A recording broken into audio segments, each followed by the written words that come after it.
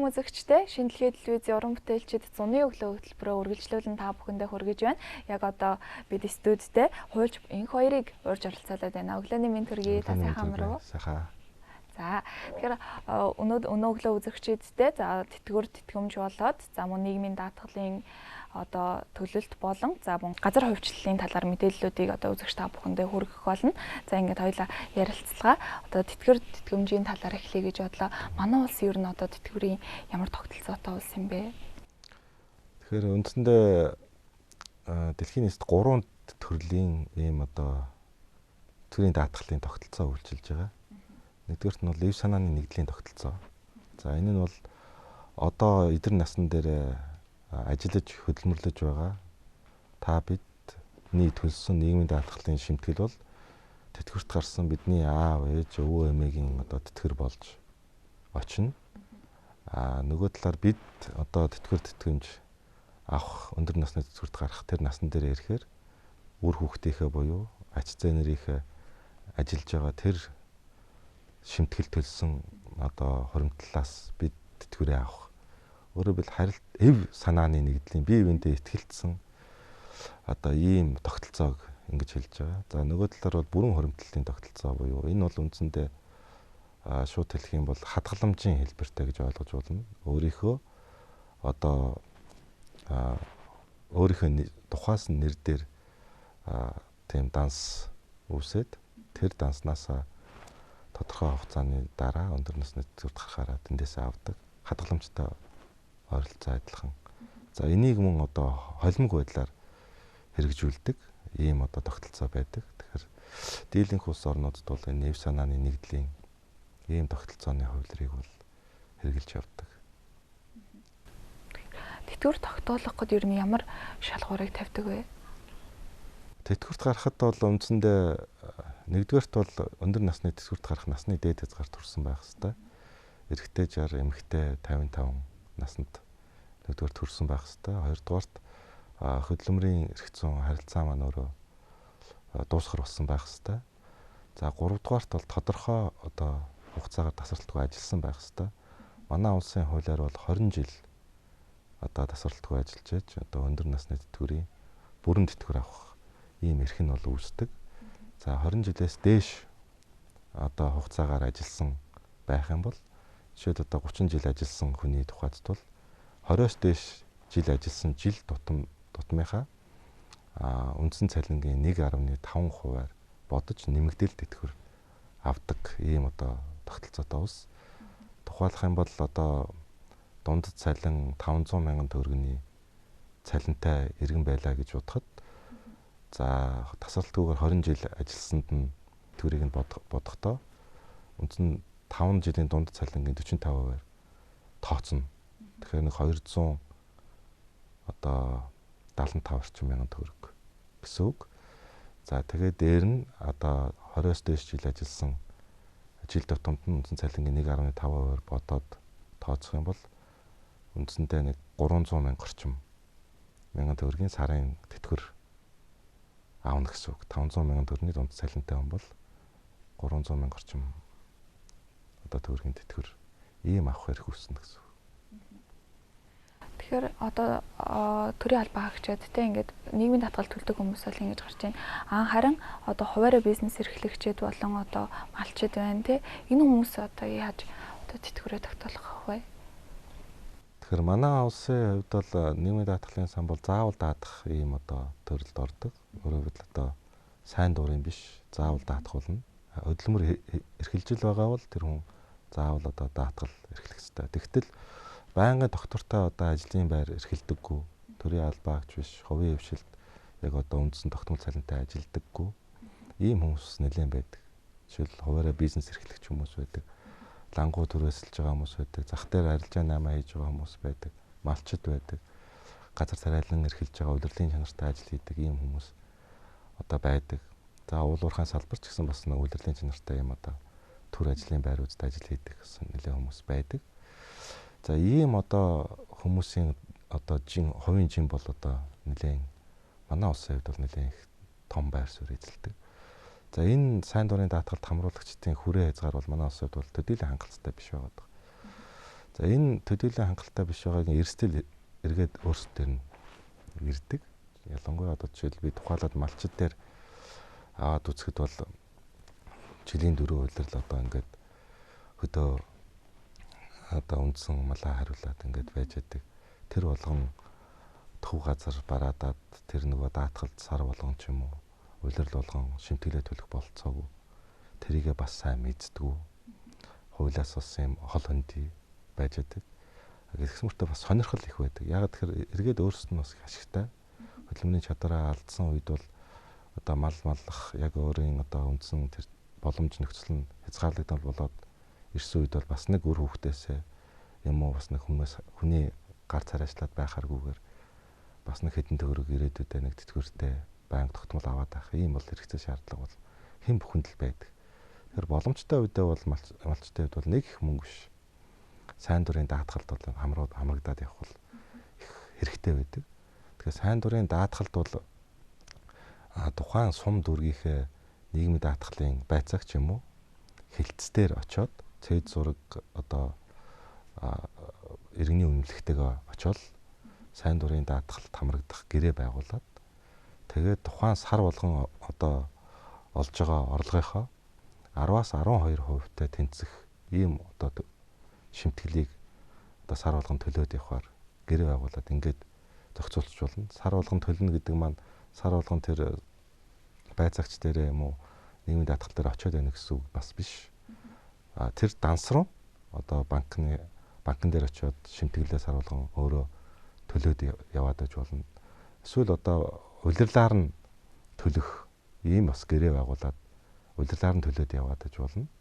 Тэтгэврийн даатгалд сар болгон хамрагдъя гэвэл тухайн одоо сарын үндсэн орлогынхоо 10%-тай тэнцэх шимтгэлийг одоо төлөөд яваад байхад л тэтгэврт гарах одоо ийм эрхээ тогтоолох юм боломж үүснэ. Тэгэхээр манайхан бол энийг бас сайн мэдэхгүй гэсэн болоод тасалтал үүсгэждэг. Нэг сар ингээд мартчихдаг. Тэгээ энээсээ болоод нөгөө завсардал үүсчихэр чинь нөхөн даатгалж бас болдгоо. Тэгээ энээсээ болоод нөгөө бүрэн тэтгэвэр тогтоолгох өөрөөр 100% нөгөө тэтгэвэр тогтоолох тэр боломжоо бас алдчихдаг. Ийм бас асуудлууд бас байдаг. Тэгэхээр ерөөсөө нөхөж төлж болохгүй гэсэн үг үү те? Ер нь даатгал гэдгийг маань өөрөө онцлог бол юу вэ гэхээр ирээдүгөө баталгаажуулж байгаа юм зүйл. Ирээдүгөө даатгаж байгаа. Хэрвээ нөхөж төлдөг байх юм бол эн чинь нөгөө даатгал гэдэг үндсэн утга агуулга нь алдагдчихж байгаа байхгүй.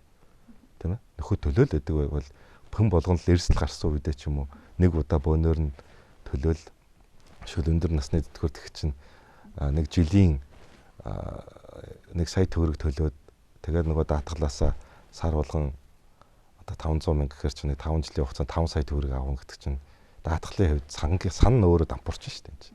Тийм учраас нөхөх гэдэг ойлголт бол угаасаа энэ даатгалын системд бол байдгүй. Тийм учраас сайн дурын даатгалд даатгуулж байгаа хүмүүс бол анхаарах хэрэгтэй хамгийн гол асуудал бол энэ.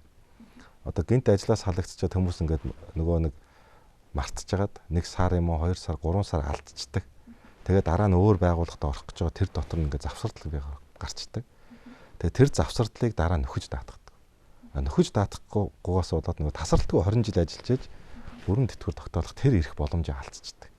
Тийм учраас ямар нэгэн байдлаар ер нь ажилгүй болтгор хугацаагаар болж байгаа ч юм ажлаасаа гинт халагдчихж байгаа юм уу эсвэл ажлаа өөрчилж байгаа юм уу эсвэл сургууль соёлд юм уу явж байгаа төр хугацаагаар гадагшаа явж байгаа ч юм уу ийм хүмүүс юун дээр их анхаарах хэрэгтэй гэдэг вэхээр энэ сайн дураар даатгалаа төлөөд ингээд одоо эндээ хамруулад байх ёстой юм шүү. Удаан хугацаагаар гадагшаа явж байгаа бол магадгүй та итгэмжлэлээр гэр бүлийн юм уу ойр төрөл садны хүндээ итгэмжлэл үлдээгээд тэр хүн чинь нөгөө сайн дурын даатгалт чинь сар болгон төлөх шимтгэлийг чинь 10-12% чинь төлөөд ингээд байх юм бол одоо та бол жинхэнэ одоо ирээдүгөө одоо эрсдэлгүй хуулийн дагуу ингээд баталгаажуулах ийм боломжтой байгаа шүү. Энийгээ мэдхгүйгээсээ болоод бас их хохирсон. Одоо нөхөд даатгах тэр боломжоо бас ингэж алдсан ийм хүмүүс бол бас би нилээдгүй таарч байсан. Тэгэхээр одоо бас зарим хувийн хвшлүүд маань одоо эдийн засгийн хямралч гэдэг юм уу те тодорхой нэгэн шалтгаан хэлээд одоо нийгмийн даатгал төлөхгүй байх тохиолдол байгаад байна те. Энийг одоо яаж зохицуулах вэ? Тэгэхээр энэ дээр бол ялангуяа энэ одоо эдийн засгийн хямралтай холбоотойгоор хувийн хвшлийн байгууллагууд бас нийгмийн ажилтнуудынхаа бас нийгмийн даатгалын шимтгэлийг оройтуулах, хугацаанд нь төлөхгүй байх. За зарим нь бол бүр төлөхгүй байх. Ийм одоо асуудлууд гарч байна. Тэгэхээр энэний хамгийн эцсийн хохирогч нь бол нөгөө ажилтан байгаа. Яагаад ажилтан байна вэ гэхээр нөгөө ажилтан чи за магадгүй ажиллаж байгаад нэг гинт өвддөг, эмнэлэг дэвтгий болдог. Тэгсэн чинь нөгөө эрүүл мэндийн даатгалын төлөөгүй бичлэлт нь хийгдээгүй байдаг. Тэгээ энээсээ холбоод нөгөө нэг эмнэлгийн тусламж авах тэр эрхээ цаатлаас хязгаарлуулдаг. Хувьяасаа нэмэлт маш их хэмжээний мөнгө гарах ийм бас шаардлага үүсдэг ч юм уу.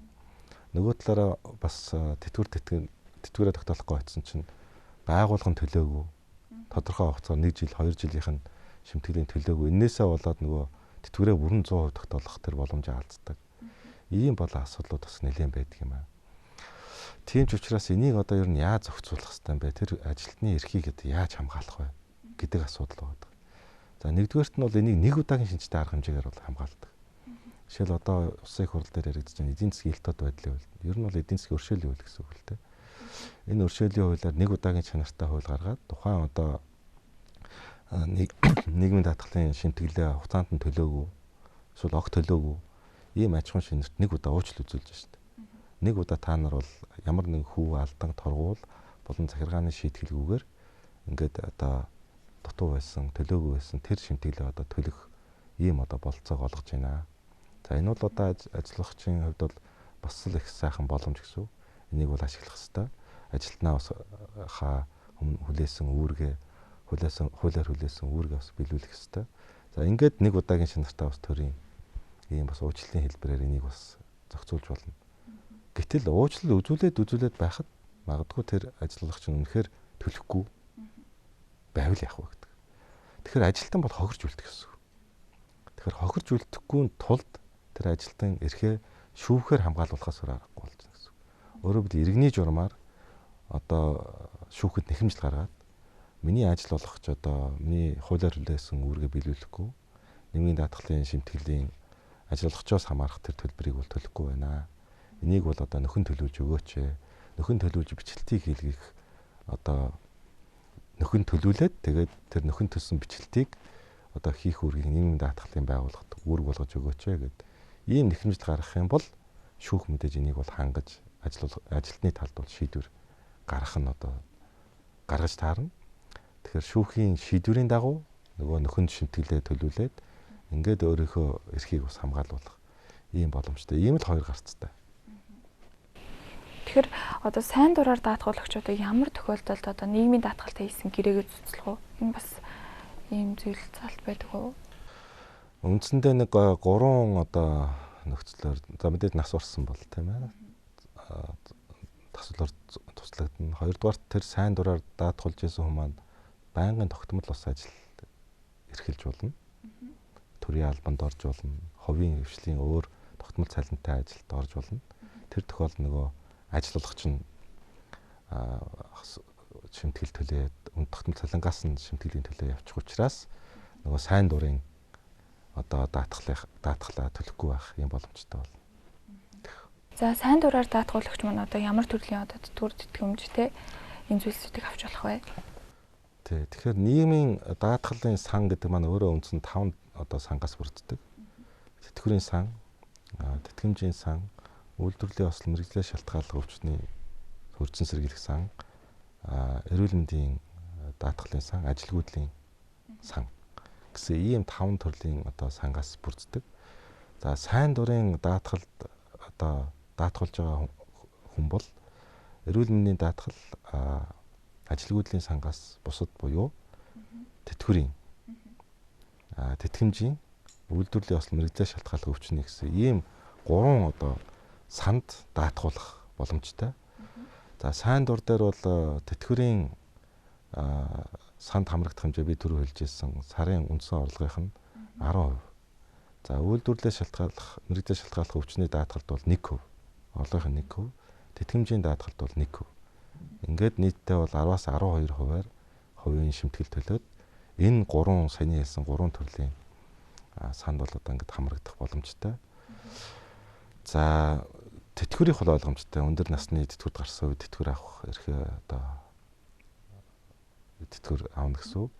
За үйлдвэрлэлээс Үйлдвэрлэлийн осол мэрэгдлээс шалтгааллах өвчин гэдэг бол одоо хүн төртөө нөхцөлд ажилдаг юм уу эсвэл тийм осол аваар гэмтэл ажлын байран дээрх одоо тийм болцшгүй одоо тийм осол аваар гэмтлийн мэрэгжлийн шалтгааллах өвчний үед бол нэмэлт ийм тэтгэмж авах ийм одоо эрх үүсдэг. За мөн одоо тэтгэмжийн гэдэг маань өөрөө дотроос олон хэлбэр үүсдэг.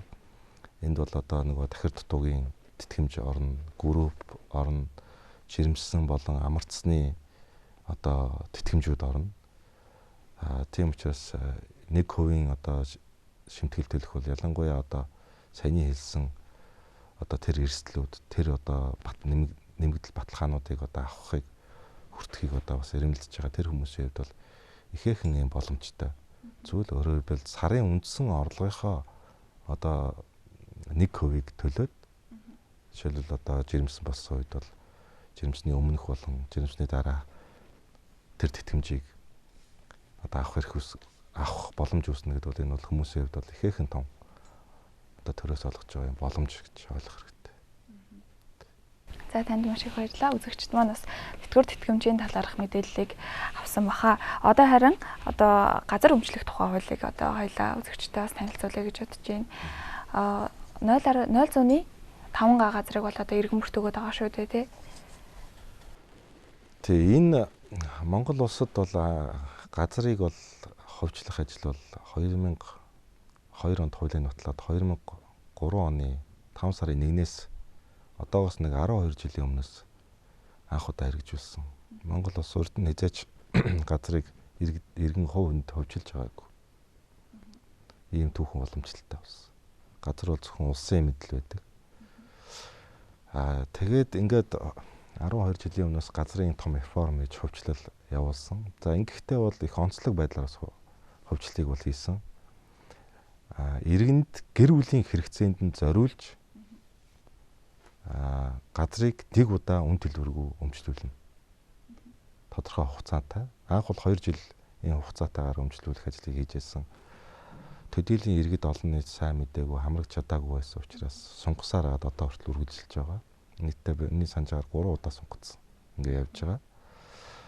За энд яг одоо хамрагдсан иргэдийн тоог бол би сайн мэдэхгүй байна. Яг багцаалж мэдэхгүй. За ер нь нэг ойролцоогоор 200-300 мянган орчим иргэн бол хувьдаа газар өмчлөд авцсан болов уу гэж би одоо тааж яг сүүлийн үе статистикийн хэд тусныг би бас яг мэдэхгүй байна. За 2008 онд бол энд бол өөрчлөлт оруулсан. Энэ хуулинд өөрчлөлт оруулсан. Яагаад өөрчлөлт оруулсан бэ гэхээр гэр бүлийн хэрэгцээний зориултаар нь өмчлөн гэдэг маань өөрөө бил гэр бүлийн дундын өмчлөлтөнд нэг удаа өгöd байна. Газрыг одоо үнгүй өмчлүүлэх эрхийг хангаад байна. Гэтэл жишээл гэр бүлийн гишүүд бол харилцан адилхан байна. 10 ам бүлтэй ч хүн байна. 3 ам бүлтэй ч хүн байна. 1 ам бүлтэй ч хүн байна. Тэгтэл одоо гэр бүлийн хэрэгцээний дунд нь өгчгөр чинь нөгөө нэг 10 хүний дунд нэг удаа үнгүй өгчгөр нөгөө 9 хүн маань дараа нь газраа үнгүй авах тэр эрхээ бас алдаад хязгаарлуулад байдаг. Нэг хүн бол яг ганцаа хүнтэй ам бол эрхээ авчдаг тэр илүү хожиждаг ч юм. Арай бас шудраг биш байна. Энийг илүү Монгол улсынхаа нэг 2 сая 3 сая хүндээ илүү хүртээмжтэй одоо хандуулъя гэдгээр бол энийг бол иргэн дөмчлүүлье. Нэг удаа өмчлүүлье гэдэг ийм өөрчлөлтийг бол хийсэн байна. За тэр ч утгаараа энэ газар үнгүй өмчлөх хэмжээ одоо Улаанбаатар хот, аймагын төвүүд тэгээд сумын төвүүд гэсэн ийм хэмжээгээр бол харилцан адилгүй байгаа. За Улаанбаатар хотын хувьд бол 0.7 га хүртэл. Өөрөөр хэлбэл 700 м2 хүртэл гэсэн үг. Заавал 700 гэсэн үг биш. Тэг хүртэл гэж. За аймагуудын хувьд болохоор 0.35. За бүр сумдын түвшинд болохоор 0.5 гэсэн ийм одоо харилцан адилгүй хэмжээтэйгээр газрыг үнгүй өмчлөх ажлыг бол одоо 12 дахь жилдээ одоо зохион байгуулж байна. За саний хэлснээр яг зүгээр 2000 тэр 8 оны иргэн дөмчлөх хууль гарахаас өмнө нөгөө гэр бүлийнхаа дундаа хэрэгцээнд бас газраа авцсан хүмүүс бас нэлээд байгаад байгаа. Тэгээ тэр хүмүүсийн хувьд бол одоо ямар одоо асуудал үүсэж байна вэхээр тэр хүмүүс одоо жишээл 5 амбултай дундаа 1.07 га өмчлөөд авцсан нэг айл байлаа шүү дээ. За тэр айл бол жишээлбэл өрхийнхөө нөгөө 5 амбулынхээ нэг гишүүн дээр 8 оны 5 сарын 1-ээс өмнө өмчилж авсан газраа газрын өмчлөх хэрэг шилжүүлэх гэрээ гэдгийг дүүргийн газрын албатайгаа байгуулад тэгээд тэрийгэ бүртгүүлээд тэгээд нэг одоо өрхийн гишүүндээ шилжүүлээд нөгөө үлдсэн 4 нь тус бүрдээ эргээд дахин 0.7 га газрыг үн төлбөргүйгээр авах тэр эрх боломж бол нээлттэй байдаг. Тэгээ иргэд маань энийг бас сайн мэдэхгүй энэ эрхээ бас сайн эдэлж чадахгүй байж магадгүй. Тэгэхээр энийгээ бас сайн мэдээд тэр хуулиар олгосон байгаа газраа үнгүй өмчилж авах тэр эрхээ бас би бол эдлээсэй л гэж бодож байна. Тэгэхээр хөдөө орон нутгуудаар ч гэсэндээ одоо газар бол одоо ингээд иргэдэд өгч байгаа шүү дээ. Тэгэхээр одоо хотын иргэд энэ газар аваад идэг. Хөдөөний малчид одоо заслангийнхаа газрыг ч гэдэг юм уу, өвлжөөнийхөө газрыг ч гэдэг юм уу, ингэж хувьчилт авдаг тохиолдол ер нь байд юм болов. За ер нь яг газрынхаа хэмжээгээр нь аваад үзэх юм бол хөдөө орон нутагт ажиллаж байгаа иргэд бол илүү Улаанбаатар хотын иргэдээс хожоотой. Өөрөөр хэлбэл одоо 0.7 га дээр жишээл аймгийн төвх чинь 0.35 гэхэр чинь хэд дахин байна? 5 дахин их газар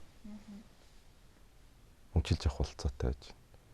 За бүр суманд гэхэр чинь бүр 7 дахин их том газрыг үнгүй өмчилж авах ийм боломжтой. Өөрөөр хэлбэл 5-аас 7 дахин их боломжтой илүү давуу бараг эрхэлж гин гэсэн үг байхгүй хөдөө орон нутгийн иргэд маань. Нэг талаасаа. За нөгөө талаасаа бол газар хөдөөж тэнд илүү хүрэлцээтэй байгаа. Илүү боломжтой байгаад байгаа. За цуслангийн газрын хувьд бол цуслангийн газрыг бол өмчлүүлэх ийм одоо шийдвэр бол гарсан. Миний санджаар 2005 онд гарсан шиг санаад байна. Би бас оныг буруу хэлж магадгүй. Одоо тэр хавцаа гарсан заяа 10 жилийн өмнө гарсан. Тэгээд цуслангийн газруудыг бол өмчлүүлээд ер нь бараг дуусч байгаа болов гэж бодож байна. Тэгвэл тодорхой бас хэмжээ заасан. Яг одоо ойн сангаасаа би бол метрийн санахгүй байна. 20 метр шиг санаад ах юм. 20 ойн сан руугаа 20 метр орсон бол өмчлүүлэхгүй. Цангаас нэг 20 метрээс наашаа бол өмчлүүлэх тэр одоо шийдвэрийг гаргасан гэж би ойлгож байгаа. За туслангийн хувьд бол тийм байгаа. Өвлжөөний газруудаа бол өмчлөх асуудал ярьдаг. Энтэй холбоотой яг бэлчээрийн газрын асуудал цуг давхар яригддаг. За энийг бол хараахан одоо яг өмчлүүлэх ийм одоо шийдвэр бол одоо гараагүй байна. Энэ иргэний гэр бүлийн хэрэгцээний зориултаас гадна аж ахуйн зориултаар өмчлүүлэх гэж газар байгаа. За аж ахуйн зориултаар иргэн бол бас өмчлөх болцоотой. Өөрөөр тодорхой бизнесийн үйл ажиллагаа явуулах одоо ийм бас болцоогоор газрыг бол өвчлөлтөд авах болцоотой. Энэ тэгтээ үнэгүй биш. Үнэгүй биш. Тодорхой нэг дуудлага худалдаа төсөл сонгож шалгаруулах тэр газрыг эзэмших хэлбэрээр явдаг тэр дагуу газрыг одоо мөнгөний төлөөд жишг мөнгөний төлөөд суур мөнгөний төлөөд эсвэл дуудлага худалдаанд оролцоод тэр газрыг одоо өөрийнхөө мэдлэл авах одоо юм болцоо. Тэгэхээр одоо гадаадд сурч ажиллаж амьдарч байгаа монголчууд маань бол одоо энэ 0.5 газраа авах юм хүсэлт гаргах бол боломжтой юу? Гадаадын харьяатал биш болчоогүй бол нэг Монгол улсын одоо харьяат иргэн хэвээрэл байгаа бол энэ бүгд одоо тэр газраа өмчилж авах хэрэг нээлттэй байгаа. Гадаадд нэгэнт байгаад байгаа Монголдо байх болцоогүй хүмүүсийн хувьд бол энэ одоо Монголд байгаа өөрийн ойрын төрөл садны ах トゥ хүмүүстэй итгэмжлэл өгөөд өөрөөр хэл одоо өөрийнх нь нэрийн өмнөөс тухайн газар өмчтэй холбогдсон асуудлыг одоо хөөцөлдөх, бичиг баримтыг бүрдүүлэх, эргээд одоо холбогдох гэрчилгээ юмнуудыг гаргуулж авах тэр эрхийг шилжүүлсэн итгэмжлэл өгөөд тэгээд тэр итгэмжлэлийнхаа дагуу өөрөө газар өмчлөөд авах бүрэн болцоод.